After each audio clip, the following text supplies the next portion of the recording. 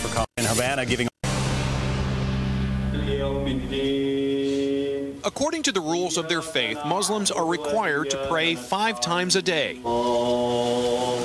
Before each prayer session, Muslims are ushered in with a call to prayer.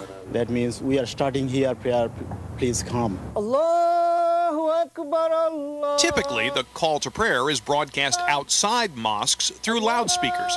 That's what these Muslims in Hamtramck, Michigan have asked to do. The reaction from some in this Detroit suburb has been volatile. You are forcing their religion upon me, and I have no choice but to hear them 5 times a day. When I first heard it, I didn't know what it was, but it was quite loud. The city council has been asked by the Muslim community to change Hamtramck's noise ordinance to permit mosques to publicly play the call to prayer. The issue has touched a nerve in Hamtramck, a city with deep Polish Roman Catholic roots, which over the last 3 decades has seen more minorities and more Muslim foreign nationals move in. There's no way that you'll ever be able to please every member of your constituency, and I have no problem voting with my conscience. And Hamtramck City Council President says she's for permitting the call to prayer to be broadcast by neighborhood mosques, likening it to church bells.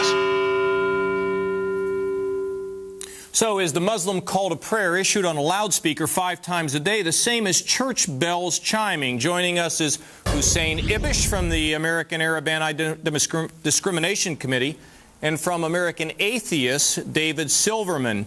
Mr. Ibish, look, I mean, think about this. Something blaring 5 times a day and a big voice coming out and announcing, you know, Allah's the one God. I mean, how's this going to work, Hussein? Yeah. I mean, this is communities aren't going to like this. Well, right. I mean, first of all, it's not going to be broadcast before 6 a.m. or after 10 a.m., so it's not going to disturb working people when they need to rest. That's first. Second, it'll be about 1.5 minutes, 5 times during that period. Thirdly, it can't be blaring, and the town council is going to monitor this. And I do think there's a noise level issue. If it becomes, you know, really a problem, then that's something that'll have to be corrected, and everybody's willing to do that. The question is really here one of fairness, I mean, and accommodation. 1/3 of the people of this city are Muslims, and they want this religious immunity that is well established in the world's 2nd largest faith. And the question is, should the government prevent them from doing this? Or should we err in America on the side of liberty? And not just religious freedom, but freedom in general.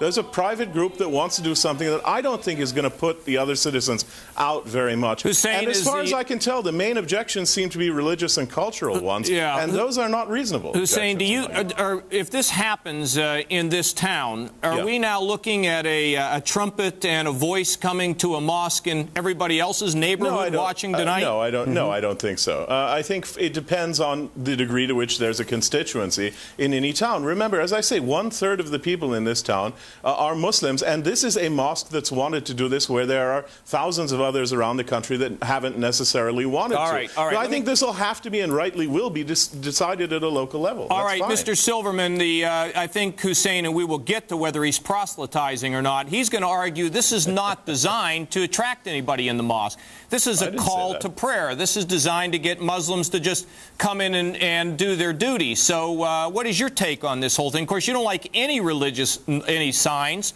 But what about them just saying we want people to come in and do their own praying? Well, my take on this is that this is an obvious showing that you know, a lot of American atheists are champions of the separation of church and state, and a lot of politicians well, try and use... Well, you're not for separation of church and state. You're not for having God demonstrated anywhere in this society, correct? No, I'm not saying that at all. What I'm saying is that when you allow one religious group a special privilege, like tolling bells or playing chimes, you have to do it for everybody. And that's where the separation of church and state comes in. That's where everybody has to have the exact equal rights, no matter what religious belief they are. So yes, if the chimes are playing and the church bells are ringing, the Muslims are singing and the atheists are shouting out their web page or whatever they want to say at the same volume level. That's what the separation of church and state means. Everybody gets equal rights no matter what their religious beliefs are. I think this is a very good example of why one religious group should not be allowed to break the noise ordinance, because everybody's allowed to do it. Yeah, that's sort of interesting. Well, we'd have the bells ringing. We'd have the Muslims tooting the horn. We'd have you with a loudspeaker up on your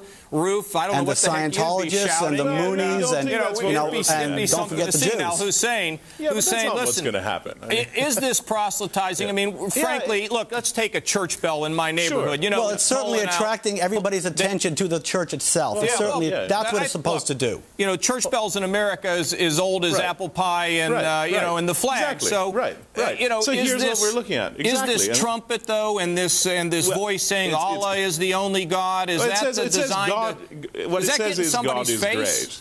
Well, what it says is God is great. And, yeah, I mean, you know, not really. I don't think so. Because, yes, we've had existing religious traditions like church bells. I live on K Street in D.C., so along with the sirens and the trucks that I have to listen to all night, I get church bells. I don't mind that. But here's the thing. You know, the immigrants are coming into this country. Here's a town that's now 1/3 Muslim. They want to bring a very well-established tradition to their community. The city council has voted unanimously to allow it, but they will monitor the noise levels. That's reasonable. This is the American way. Really, this is what we do. Immigrants bring their traditions to our country. And one other thing, the call to prayer is extremely beautiful. So even people who aren't interested in its religious value might well learn to enjoy the sound of it. Like, well, you would say the same thing about the church bells. You could say the same thing about the church bells. When it comes right down to it, everybody is you know, I've heard a lot of complaints from Christians. We don't want to hear this about this other religion. Well, guess what? We're all hearing it too. All right, listen, what's pretty clear is that religion's getting to be more and more robust in America. I want to thank you both for being with us. Up next, an animal